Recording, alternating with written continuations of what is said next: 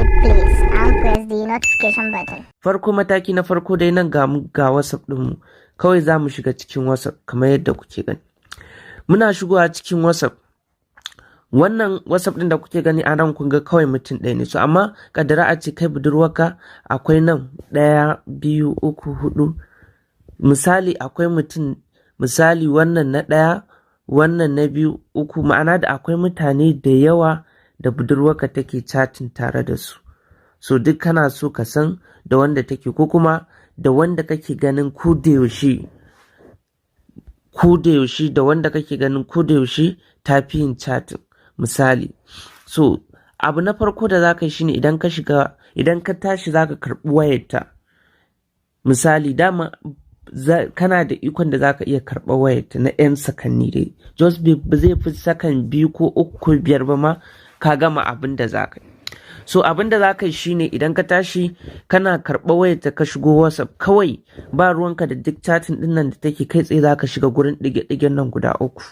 Kana shiga gurin ɗige-ɗige guda 3 nan sai kawai ka danna nan gurin settings ɗin nan. Kana shiga gurin settings so kawai za ka zo ka nemi inda aka sa chat ɗin nan. Chat a ƙarƙashinsa an sa theme wallpaper chat history. So kawai sai mu latsa. Muna latsawa kawai sai mu taho can ƙasa na ƙarshe inda aka rubuta chat history.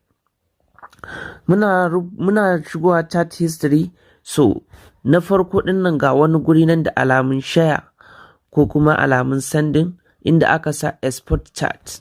Abin da ake nufi da export chat shine misali yanzu idan kana yin chatting ko budurwarka tana yin chatting, idan ka latsa gurin za ka iya ɗiba duka chatting ɗin da take yi ko ɗanka yake yi kai tura zuwa ga email ɗinka ga baki ɗaya.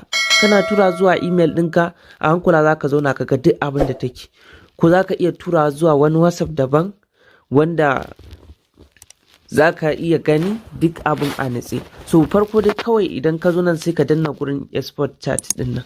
Kana danna inda aka sa export chat. So a nan za ka ga mutane da dama misali na 1, na 2, na 3 duk waɗanda take chatting da su zai fito.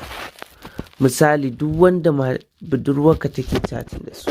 So kawai sai ka zaɓi wanda kake so kai abun nan da shi misali. Kaddara a ce wannan ne misali.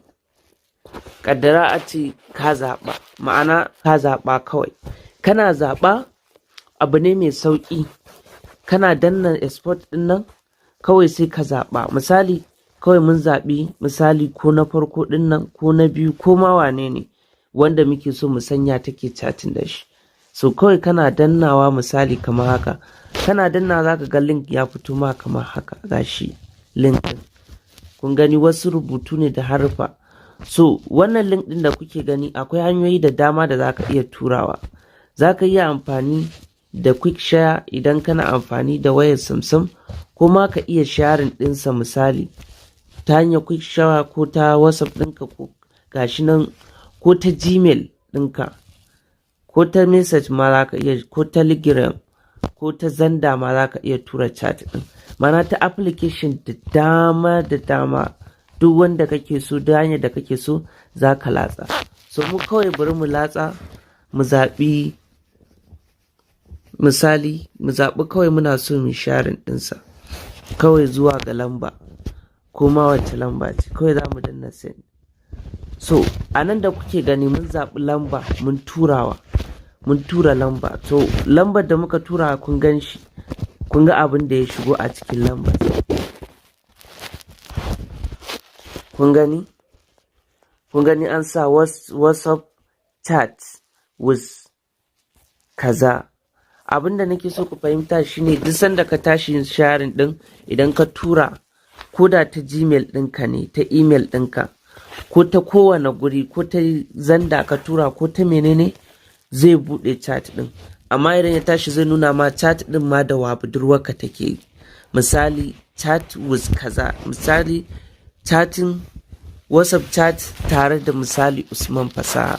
So idan ya kasance ka gama turawa, abinda za ka kawai ka san me ake yi shine kawai za ka zo kan inda rubutun yake kama haka sai ka latsa.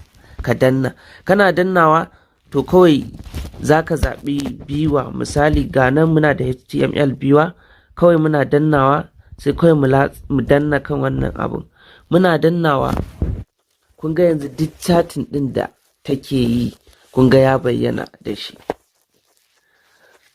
Abin da ya sa wannan hanyar za ta yi matuƙar amfani shine maimakon a ce sai ka karɓi wayarta da ka ɗau wani tsawon lokaci kana ta kallon abubuwan da yake wayarta, za ta iya ganewa ta ce ko wani bincike kake mata ko ai. So amma idan kawai kana karɓa ka danna export ka danna send, kawai nan da nan zai tafi, za ku ga ya tafi kawai sai kai ta turawa. Duk sai ka zaɓi waɗanda kake ga kana so ka sanya take yi magana da su, duk sai ka tura ta wayarka.